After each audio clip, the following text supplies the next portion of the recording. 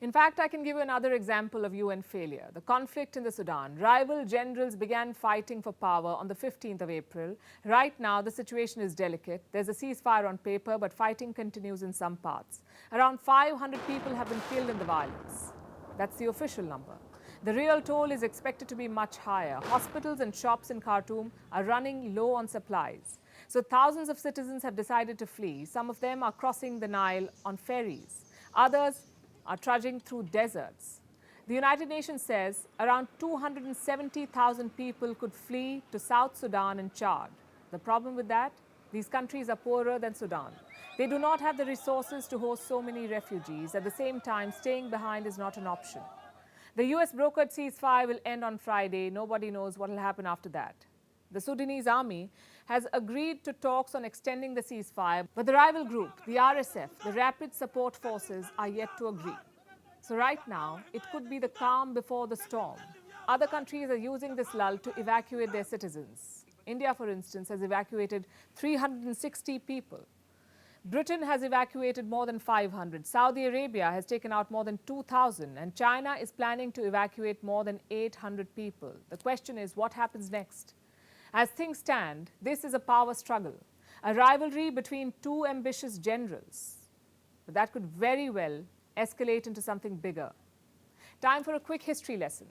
The Sudan has a long history of civil wars, at least 3 since the 1950s. The longest one began in 1983 and ended in the year 2005. That's more than 20 years. So if this military rivalry grows beyond Khartoum, it would be disastrous. But who can stop it? Most big powers are keeping a close watch on the Sudan, especially the US, Russia, and the Gulf states. Each has their own motive. Reports say Russia is backing the RSF. Western media believes the Wagner group is providing arms to them. But what's in it for Putin? In 2017, Russia set up a naval base in Port Sudan. It's a strategic location on the Red Sea. Russia is also eyeing the lucrative gold mines of Sudan. The US, meanwhile, has emphasized on a democratic transition. That's what Antony Blinken told both generals: end the fighting, introduce civilian rule. Washington's main concern is the possibility of rising extremism. Until 2020, the Sudan was on the terror sponsor list. It was removed only after Khartoum agreed to recognize Israel. If you go back to the 1990s, Sudan hosted Osama bin Laden. He stayed in the country for 5 years. And I'm not saying the generals will promote extremism. I'm saying their civil war could create fertile ground for it. As for the Gulf states, it's wait and watch. Both the generals have fought for Saudi Arabia and Yemen. Experts say there is no point picking a side. They would rather wait out the conflict and back the winner. Where does that leave the people of Sudan? Alone and scared. The Sudan was once the largest country in Africa. It has reserves of gold, uranium, marble, and iron ore. It is also flanked by the longest river in the world, the Nile. On paper, this country has everything it needs to succeed: abundance of people, abundance of land, and abundance of resources. What it did not have was visionary leadership. And the world couldn't care less. The big powers considered Sudan to be a basket case, another war-ravaged land ripe for aid. It's a reflection of how inherently biased the global order is. Despite 2 world wars, despite years of dictatorships, you won't find a single failed state in Europe or North America. But you will find dozens within a few thousand kilometers in Africa. We're in the age of artificial intelligence. It's still early days, but chatbots have taken the world by storm. People are using them for all sorts of things, from writing code to music to doing homework and taking an exam. And ChatGPT is turning out to be the most popular of these bots. It's challenging the limits of human imagination. Like, how far would you delegate work to a robot? Would you trust AI with therapy? Would you let a robot be your therapist? I'm not sure, but some people seem to be okay with the idea. They're talking to ChatGPT like they talk to their counselors and therapists. So is it an effective alternative? What do the experts say? Here's a report. Mental health issues are rising around the world. Depression, anxiety, and stress are more common than we acknowledge. It's a pandemic we don't talk about enough. Between 2007 and 2017, mental health conditions around the world rose by 13%. The pandemic made it even worse. But are there enough avenues for recourse? Can technology help? Apparently, it already is. Chatbots are doubling up as therapists. OpenAI's super hit chatbot, ChatGPT, is making news for this. It's being used by many people as a therapist. They talk to the bot about their issues, and it offers potential solutions. So what does a typical session look like? Say you type the words, "I'm under stress" or "I'm having anxiety." The AI tool will probably respond with something like this. "I'm sorry to hear that you're experiencing anxiety. It can be a challenging experience, but there are strategies you can try to help manage your symptoms." So it begins with a pep talk, followed by a list of recommendations that can help you navigate through the crisis. For instance, ChatGPT may ask you to get more sleep, cut down on caffeine and alcohol, and also suggest talking to friends and family. In case it's not already obvious, a lot of this is also what a human counselor will tell you in your initial sessions. It's pretty basic stuff, but apparently it helps. So much so that some people swear by the AI tool and are ready to replace their human therapists with it. But is this alternative advisable? While people with mental health issues may have a lot in common, each case is unique and different. Can chatbots really replace human counselors? Maybe in the future, but for now, experts are advising caution. And it's not just experts. ChatGPT itself puts out a disclaimer.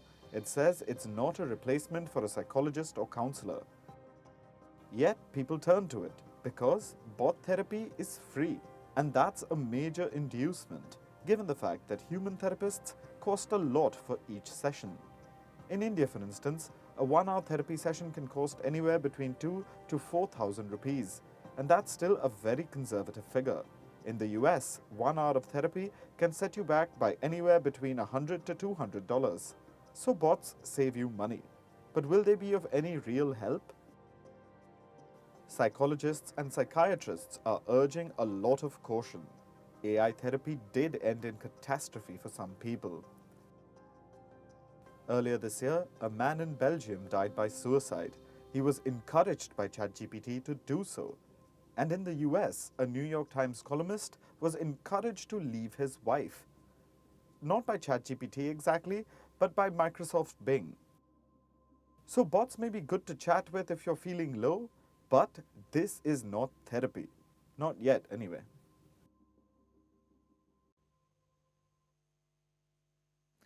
Our last story tonight is from space. Black holes have always intrigued humans. They're regions where the gravity is so strong that not even light can escape it. But astronomers have now come across an incredible image which shows something called a jet being launched from a black hole. And this is not the kind of jet that you see flying in the skies, the kind we call airplanes. These are different. These are jets launched from black holes. They're among the brightest objects in the universe, and the fact that they're escaping the black hole's immense gravitational pull is quite something. Our next report tells you what these jets are and what their launch from a black hole means. Have you ever seen a black hole? Chances are you haven't. You can't see them with naked eyes. In fact, black holes are so difficult to detect and photograph that the first image came out only in 2019. And when it did, leading newspapers around the world flashed it on their front pages. Because a black hole getting photographed was a big deal back then. Now, another image is doing the rounds. It's of the same black hole that was photographed in 2019. Only this time, the black hole is seen launching something into space. An extremely bright purple and orange jet. It's seen gushing out of the black hole. The new image was captured using 16 telescopes from around the world. This might look like a still image to you, but what's happening up there is anything but still. The image is like a screen grab. It only shows a moment of the jet's activity around the black hole. In reality, the jet's launch from the black hole would have been a very violent event. The black hole in question is a supermassive one, and it sits at the center of a nearby galaxy called Messier 87. This galaxy is about 54 million light years away from the Earth. And what's a light year? It's the distance traveled by light in 1 year. So the galaxy is pretty far. Time to get our basics covered. The black hole that has been photographed is 6.5 billion times the size of our Sun, hence the term supermassive. Black holes can explode with powerful jets, and one such explosion has been caught on camera in this image. Scientists still do not know how these jets are formed. They also don't know how black holes create such enormous explosions of energy. But there are some theories that have been floated. The most prominent one is this. The jets are probably powered by the rotation of the black hole. These jets would need an incredible amount of energy because escaping a black hole is close to impossible. The gravitational pull is so strong that not even light can escape. If you happen to go near one, you'll be swallowed in and will never be able to get out. But why is gravity so strong in black holes? Because a mind-boggling amount of matter is squeezed into a comparatively tiny space. The image of this jet is significant. It will help scientists understand black holes better and how they behave. Also, why they seem to launch energetic jets at times. It will also help scientists launch ambitious projects farther into space. We are all living in very exciting times. The world knows more about space now than ever before, and developments like this one take us closer to solving the many mysteries of the universe. And now it's time for Vantage Shots, images that tell the story. We're starting with Taiwan. A Ukrainian dance group performed in Taipei to showcase Ukraine's culture. The world of artificial intelligence keeps getting more fascinating. The video of a young girl turning into an old woman is doing the rounds. It's been described as hauntingly beautiful. And an American skiing record holder is practicing to shatter her own record. And finally, what makes April the 27th significant? We're taking you back in history. On this day, South African citizens of all races were allowed to vote. The year was 1994. The apartheid was coming to an end. Apartheid, or apartness, controlled the lives of people in South Africa for years. It kept the country's black majority population under the domination of white minority population. The racial segregation was rampant in all walks of life. Interracial marriages were banned. Black people did not have the right over their own land. They were not even allowed to vote. But on this day in 1994, there was a revolution at the ballot box. We're leaving you with this. Thanks for watching.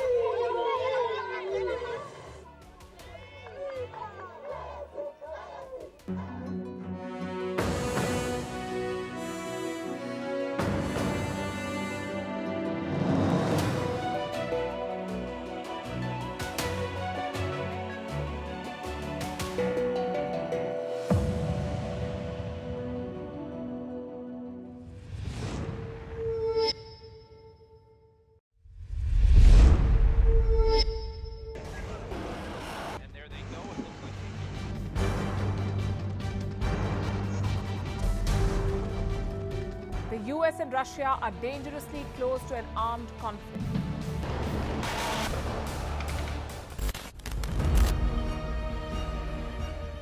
This year, 2023, New Delhi will be the capital of global diplomacy. For a country as diverse as ours, with 88% of the population illiterate, it was a very big deal to write a constitution, and that too, the world's largest. Meanwhile, if we may, here's a Republic Day gift from India for the BBC. A list of suggestions for the BBC for their upcoming documentaries. Number 1, the Kohinoor and the colonial loot. Number 2, an outdated monarchy and unhealthy obsession with the royals. Number 3, racism in 2023. We're waiting.